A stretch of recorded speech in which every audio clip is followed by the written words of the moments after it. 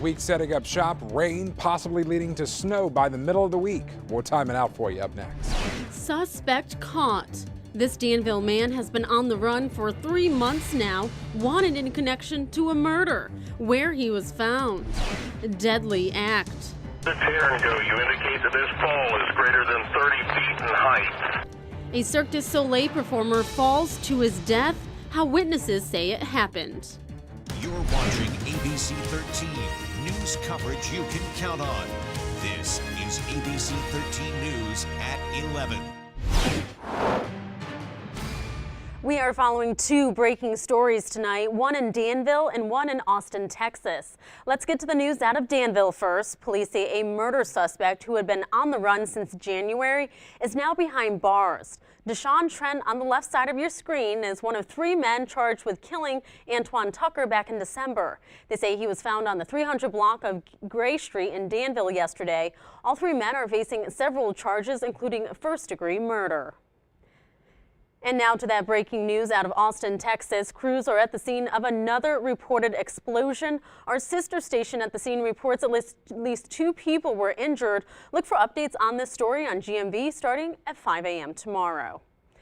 And also developing at this hour, Martinsville police say they are investigating a murder. They were called around 4 this morning to the hospital for a man who had been stabbed.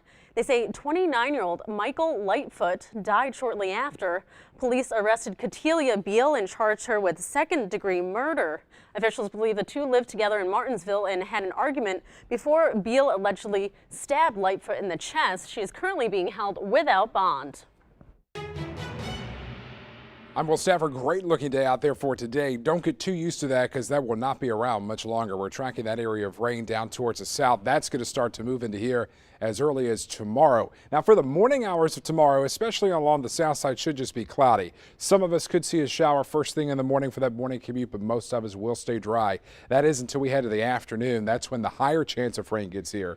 With the clouds and the easterly breeze, don't look for temperatures to get too warm tomorrow. Only back in the mid-50s, especially over in the south side. It could be even cooler out towards the mountains. We're talking rain and snow in just a little bit. Thanks, Will. And Lynchburg police are still searching for a hit-and-run suspect who severely hit a pedestrian yesterday morning. Police say 72-year-old Fred Donovan was crossing Campbell Avenue when he was struck by a car. They say the driver stopped and then immediately fled the scene. Police are asking for your help with identifying the suspect. They say he was last seen at the Speedway gas station on Campbell Ave prior to the hit and run. The gas station was able to grab these photos of him and his vehicle from surveillance footage. The case is still under investigation. Some businesses in Lynchburg are under a boil water advisory tonight after a water main break. The Department of Water Resources issued the advisory this morning around 11. The advisory is for the Grace Orthodox Church on Carroll Avenue and the 31 and 3200 blocks of Oddfellows Road. Officials say the problem should be solved within 48 hours. In Roanoke County, police are investigating car vandalism. They say it occurred overnight Friday into Saturday in the Cave Spring area of the county. Police say windows were smashed, tires were slashed, and some were spray painted. They say they responded to about a dozen reports of vandalism to vehicles. Anyone with more information on this should contact Roanoke County Police. Fighting for your rights, that's what many gun owners say they were doing today during the Roanoke Gun Show. ABC 13's Whitney Burney tells us what they hope will come of recent gun control debates. Carrie, hundreds of gun owners were in the Berglund Center today to buy and sell firearms, and many to stand up for their Second Amendment rights. Gun owners tell me that in light of recent tragedies, they've taken a lot of criticism. The show organizers say the amount of debate surrounding gun control has brought more people out to their shows who want to advocate for their rights. Many gun owners here say that they use their weapons to hunt or to protect their homes, and they believe those rights should continue to be protected. I think we need to deal with the mental state of people and let everybody have their guns. If, Second Amendment says we can have guns. Gun owners here say that they understand that the government is trying to prevent more tragedies from happening, but the weapons aren't the issue, it's the people allowed to buy the weapons. This comes just days after national walkout protests all across the country to support families and students who were affected by the shooting in Parkland, Florida. Students who were protesting were asking for stricter gun control. Reporting in Roanoke, Whitney Burney, ABC 13 News. Thank you, Whitney. And you can stay up to date on all the latest news by using our ABC 13 News app. Then sign up for push alerts so you are the first to get breaking news as it happens. Authorities have now identified all 6 victims who died when a bridge collapsed in Florida earlier this week. Kim Hutcherson takes us to the scene as they remove the last cars that were smashed under that bridge. Days after a pedestrian bridge crumbled, crushing cars and people, authorities say all of the victims have been accounted for. That makes it a total of 5 people that were recovered from underneath the bridge. There was 1 individual that passed away at the hospital, for a total of 6 people. And I believe that is the final count. Search crews worked tirelessly to extract vehicles and recover the victims, holding a moment of silence Saturday as the 5th vehicle was pulled from the rubble. Alexa Duran, Brandon Brownfield, Oswald Gonzalez, Rolando Fraga Hernandez, Alberto Arias, and Navarro Brown have been identified as victims of the tragedy. Police were worried they'd find more victims as they sifted through the 950 tons of concrete and steel. We're going to go once again and make sure that there's nobody else down there, but we're pretty confident that no one's left. So all the victims have been removed from this site and taken to the medical examiners, so eventually they could be turned over to their family members. Now that search and recovery is over, investigators are combing the scene to preserve evidence before the site is cleaned up. The NTSB is trying to figure out what caused the span to fall, amid revelations of cracking reported by engineers in the days before the deadly collapse. Relatives of at least 1 victim are demanding answers from the builders of the bridge. Come forward and tell your story. I want to know who's responsible. I'm Kim Hutcherson reporting. And Florida International University will try to return to normal this week. A vigil is scheduled for Monday afternoon. Evidently they had a performer that fell from an unknown height. Those were scary emergency dispatch calls as a Cirque du Soleil performer falls to his death. This is a picture of the scene right after it happened. A Tampa General Hospital spokesperson confirmed it happened during a performance last night. She says the aerialist was performing a straps number when he fell onto the stage. Those inside the venue say it was shocking. The other performers, everybody just stopped on stage and were just, pretty much in shock like we were. God, man, those guys are amazing, and, I was hoping that he, can come back. Cirque du Soleil officials are gathering more information to try and determine why this happened. President Trump is ramping up his attacks on Robert Mueller's investigation on possible Russian collusion. ABC's Andy Field has more on how members of Congress are reacting to fears Trump will fire the special counsel. Donald Trump's motorcade on its way to a Virginia golf course. The president taking time off Sunday morning after questioning the impartiality of Robert Mueller's special counsel team. Tweeting, "Why does the Mueller team have 13 hardened Democrats, some big crooked Hillary supporters, and 0 Republicans, and yet there is no collusion?" The president repeatedly denying what Mueller is investigating, whether there was any alleged collusion between Trump's presidential election campaign and Russia. The Mueller probe should have never been started, and that there was no collusion and there was no crime. Witch hunt. The president's tweets and his legal team seizing on the Friday night firing of former Deputy FBI Director Andrew McCabe to make the case for shutting down the Russian investigation. Just hours after Attorney General Jeff Sessions fired McCabe, the president's lead attorney, John Dowd, called on Sessions' deputy Rob Rosenstein to follow his boss's, quote, brilliant and courageous example and shut down Robert Mueller's Russian collusion investigation. Some members of Congress now worried the president may be telegraphing his intentions to fire Mueller. I would hope that it would prompt all Democrats and Republicans in the House to pass an independent counsel law and reinstate Bob Mueller. Well, as I said before, if he tried to do that, that would be the beginning of the end of his presidency, because we're a rule of law nation. Others believe the president won't go that far. As to Bob Mueller, He's conducted this investigation so far with great integrity, without leaking, and by showing results. And I don't think the president's going to fire someone like that. Mueller is a registered Republican and former FBI director appointed by Republican President George W. Bush. Andy Field, ABC News, Washington. Poisoned liver. Which common drugs caused a woman to need a liver transplant? We've got temperatures all over the place over the next couple of days, and therefore rain chances or snow chances all over the place too. We'll explain more up next.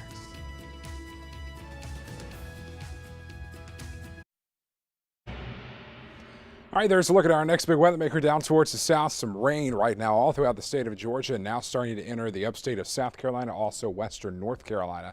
This is all going to be moving into our area later on tonight, and it will really take a good chunk of the day tomorrow to get here. But by tomorrow night into Tuesday, that's when it's really going to start to really give us a nice drink of water across the area. You can almost start to tell if you look real close, the high-level cirrus clouds are starting to move back into the area after a gorgeous sunshine-filled afternoon today.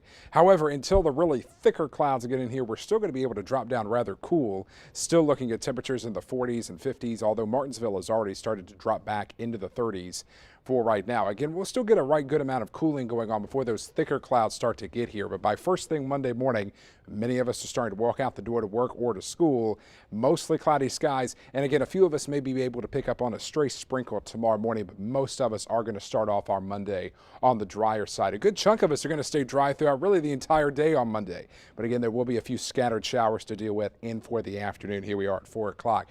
But as we head forward into the day on Monday, especially into the night on Monday, here we are by 11 o'clock. Map now starting to become a little bit more active. And overnight Monday night into Tuesday morning, that's when the real bulk of the heavier and steadier rain starts to arrive. Again, this is painting moderate to even at times heavier downpours starting to come in. So while most of us will start our Monday morning commute dry, we'll all start our Tuesday morning commute rather wet and rather soggy. And then we're just going to keep the rain chance around at any one point during the day on Tuesday. There might be a break here or there, but most of us on Tuesday will be looking at a pretty widespread deluge of rain. So again, we'll start off cloudy tomorrow. A good chunk of the day will look like rain, but a good chunk of the day is actually going to be dry. It won't be until later on in the day when those rain chances start to ramp up. Because of the clouds and the easterly breeze that we'll have tomorrow, don't expect temperatures to really get that warm. Now, we are going to get a nice little drink of water from this system. This particular model has been teeter-tottering back between, say, 3/4 of an inch rainfall amounts and around an inch rainfall amounts. So now it looks like it's come up to about an inch, maybe inch and a quarter of rainfall. But again, you get the idea. Either way you slice it, we are going to get a nice drink of water from this system, which isn't all entirely bad news. Now, Tuesday's rain is going to be because of this low pressure system that's going to be forming off the coast. That's going to keep the cold air and the snow to our north. However, once this area of low pressure system starts to go away, we're going to return in colder air. Another area of low pressure will start to form. That's going to throw back moisture. You know what that means. The potential for snow exists on Wednesday. This one doesn't look as impressive as the last system, as in not as much snowfall. But as we show you the different models, again, they are coming into at least some sort of an agreement that some snow will fall, maybe 1 inch to 2 inches of snow possible, mostly on the grassy surfaces. But again, still plenty of time to fine tune this. Just make sure you come back early and often for updates. Melissa will have more starting at 5 a.m. So overnight lows tonight back in the 30s. We'll go 37 Lynchburg and 39 in for Danville. Daytime high temperatures tomorrow, 52 in Lynchburg and 55 over into Danville. Here's that very active 7-day forecast. Spring, by the way, starts on Tuesday, and we'll get a nice drink of water as a reward. 47 for the high temp. Then Tuesday night into Wednesday, cold air arrives. Snow becomes possible. A rain-snow mix on Wednesday. Dry out for Thursday and Friday. More rainfall for race weekend on Saturday and Sunday. So a rough start to spring, but maybe hope for the future. You know, I think winter came in like a lamb. Now it's going out like a lion. Yeah. I think that's how the old saying goes. So yeah, it definitely is. All right. Thanks so You're much, welcome. Will. One woman in Ohio using over-the-counter medicines to treat the flu ended up needing a new liver. Stephanie Soriana says she was taking Tylenol, NyQuil, and Theraflu to treat her symptoms. Those medicines all contain acetaminophen. Doctors say she unknowingly poisoned her liver. Luckily, she was rushed to the hospital and was able to get a transplant in time. It's a gift like none other. I've always been an organ donor myself. But you never really sit there and think that such a big ordeal can definitely happen to you. Usually acetaminophen is a safe and effective drug, but the Food and Drug Administration has warned that too much can damage the liver. Cutting red tape, how rollbacks on federal regulations could impact you.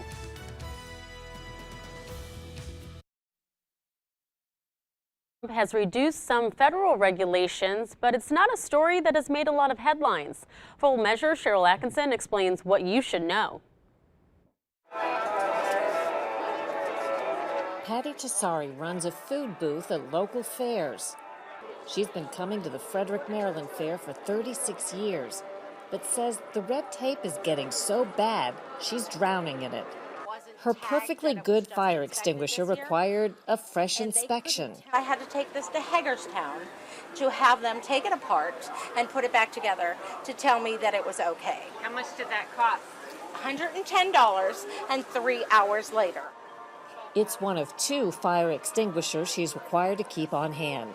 Although it was good enough last year, they told me I needed to go out and buy a brand new one, had to have the register receipt and the box saying that it was purchased within the year. A few years back, she had to squeeze in a separate sink exclusively for hand washing.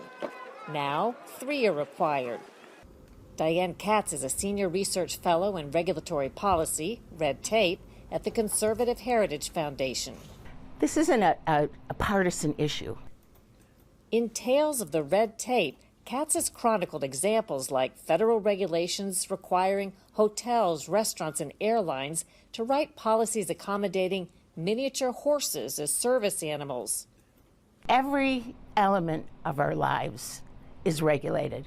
The food we eat, the clothes we wear, how we light our homes, how we cook, the toys our kids play with, the volume of our television, the size of our breath mints. I mean, you name it, it's regulated. Back at the fair, In Pennsylvania, everyone who runs a establishment that is a for-profit has to be ServSafe certified, $85 for the year. So I have to pay this a different fee for every county that we go into. The federal government does not officially track total regulatory costs. Estimates range from hundreds of billions of dollars to over $2 trillion annually. For Full Measure, I'm Cheryl Atkinson.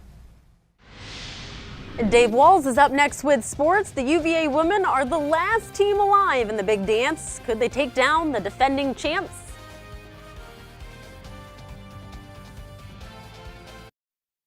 This is the Toyota Sports Desk. Hi, everybody. I'm Dave Walls. The final area team in the big dance had a hefty task ahead of them tonight to keep their title hopes alive.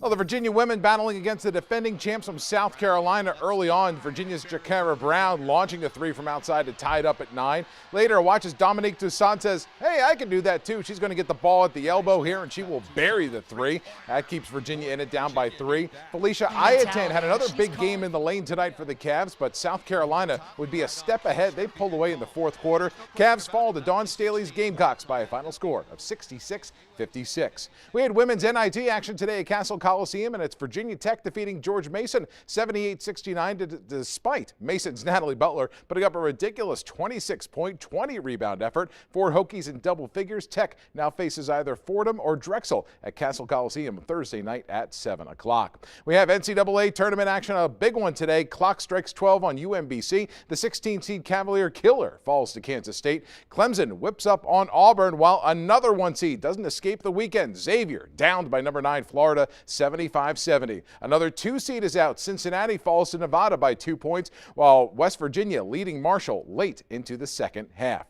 Well, NASCAR is in Martinsville this upcoming weekend. Today, drivers were wrapping up their West Coast trip at Fontana, and there would be no 4th win in a row for Kevin Harvick. Look as he gets tangled up here with Kyle Larson midway through the race, and Harvick hits the wall, spinning out of control. Harvick did not survive the day. The one driver taking advantage, however, Martin Truex Jr. Truex simply goes on to dominate the competition, leading 125 of 200 laps on the day. He takes both stages 1 and 2. Then you go down the list. Kyle Larson, Kyle Busch, Brad Keselowski, Joey Logano, your top 5. Off the board, Ryan Blaney 8th, Jimmy Johnson 9th, and William Byron finishing in 15th. You know, another national championship was being played tonight for the ACHA Women's Division I title. Top-seeded Liberty in Ohio playing Adrian. They're up 1-0 in the third when LU's Alex Smybert picks off the pass, snipes it into the high corner for the game winner. Liberty is your ACHA Women's Division I championship by a final score of 2-1. That is their second national championship in the last 4 years. Congratulations, ladies. And we go to what happens next. We've got basketball, but do we get football, baseball, or soccer, Carrie? Soccer. Soccer, what do you say, Will? Football. Football, didn't matter. She picked the right one. Soccer, because watches the rebound, boink. He uses his head, but puts it into the wrong basket. Take another look. Off the rebound, goes up and slaps it right off the defender's head and right into the basket. That is not the way you want to do it on defense. Well, hey, look, we got a second chance on what happens next. Spotlight on Providence coach Head Cooley. We're spotlighting him, but why? Is it sun, moon, or rain, Carrie? Rain. Rain, what do you say, Will? I'll go sun. You sun? You're both wrong. The answer, well, we'll figure out why. See the towel around his waist? Why is he wearing a towel? We talked to the media after the game, and here's why. When I sat down, I felt a great breeze and a crack. Yeah, my pants ripped. Oh, the correct answer is moon, and for obvious reason. I think all of us men of slightly larger carriage can sympathize with Mr. Cooley, but hey, they took Villanova to overtime, so you know what? He's okay. And he manned up and admitted. That's the what first happened. step. Just man up, say, you know what? I'm a little excited. He's a good head coach. He can afford a new pair of pants. He'll be fine. All right, Will Stafford has the last look at weather after the break.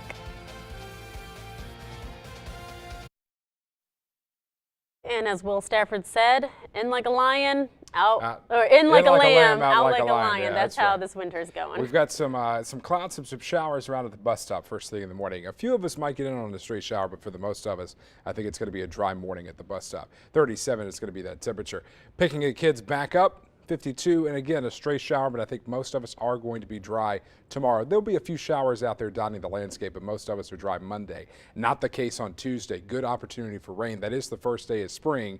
It won't feel like it with the temperature only at 47. Then cold air is going to rush in here Tuesday night into Wednesday. Wednesday, we'll see like a rain-snow mixture with a high only at 39. Too early to talk about totals right now, but we can tell you that this system doesn't look as impressive as the one that came through last Monday. We'll dry things out for Thursday and Friday. Dave wanted an early look at race weekend. Right. About a 4 in 10 rain chance both days. Temperatures cooler in the upper 40s to the lower 50s. Again, that's a week away, Dave, so that's subject to change. I'm already nervous. But next week, though, does look a little bit on the active side with numerous rain chances leading into next week. So a lot to keep us busy in the weather department. Okay, and thank you so much for watching us. From all of us here at ABC 13, good night. We're back at GMV tomorrow at 5.